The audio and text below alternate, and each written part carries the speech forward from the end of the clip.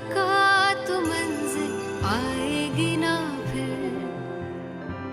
कदम कदम मिलाए जा, गगन गगन झुकाए जा, रख हौसला कर फैसला, तुझे वक्त बदलना है।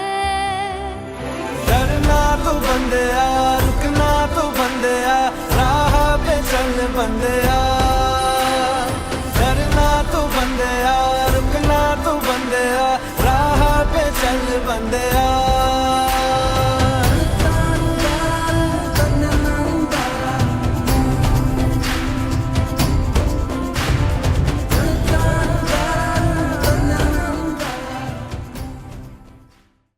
নমস্কার, আমি সায়ন।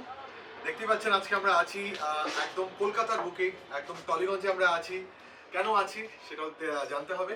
আজকে আমরা প্রসেনজিতের নতুন স্যালন, যেখানে প্রসেনজিৎ আজকে ইনগরেশন হলো। আজকে প্রসেনজিতের নতুন salon, new look.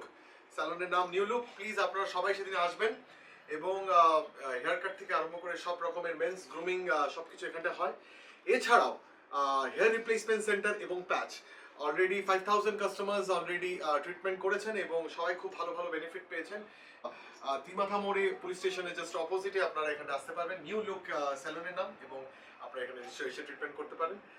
Congratulations Prosenjit, তোমাকে নতুন ভেঞ্চারের জন্য খুব ভালো হোক, শুভ হোক তোমার। Thank you so much.